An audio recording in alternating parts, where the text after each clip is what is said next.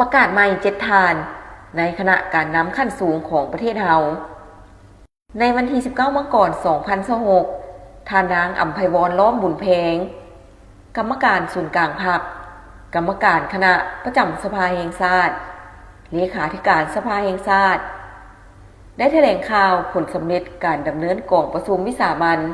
ของคณะประจำสภาแห่งชาติที่จัดขึ้นในตอนเช้าของวันที่17 มกราคม 2026ซึ่งได้ค้นคว้าพิจารณาหนังสือเสนอของประธานประเทศฉบับเลขที่002/ปปทลงวันที่16 มกราคม 2026เกี่ยวกับการพิจารณาคำร้องเอาการยกย้ายและแต่งตั้งพนักงานการนำขั้นสูงไปรับหน้าที่ใหม่ค้นคว้าพิจารณาคำเสนอของนายกรัฐมนตรีฉบับเลขที่168/นย.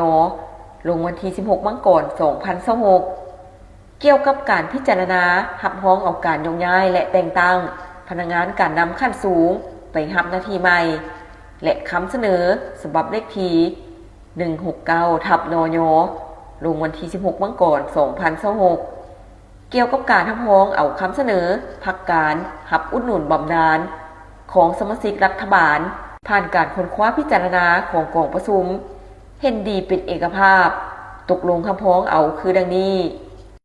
1. คำร้องเอาการเสนอของประธานประเทศเกี่ยวกับการยกย้ายและแต่งตั้งพนักงานการนำขั้นสูง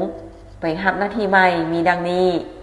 1. คำร้องเอาการยกย้ายท่านไสสนะโคตรภูธร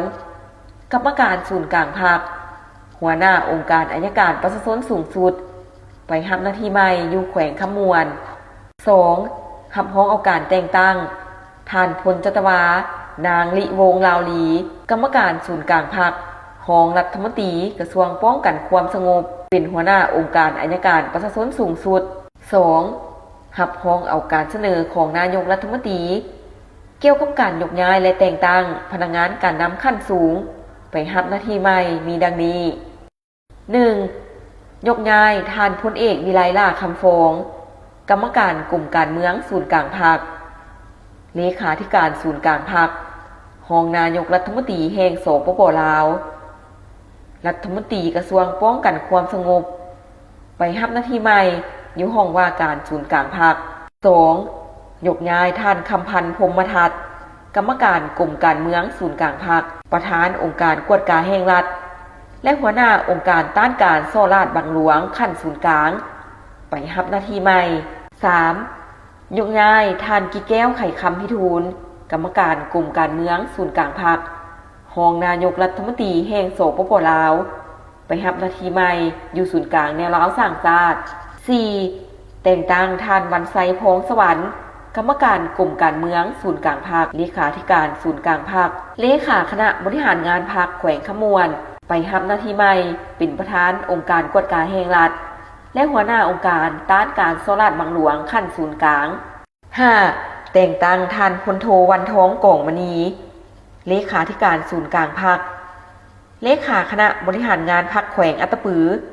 ไปรับหน้าที่ใหม่เป็นรัฐมนตรีกระทรวงป้องกันความสงบ 3. รับร้องเอาการเสนอของท่านนายกรัฐมนตรีแห่งสปป.ลาว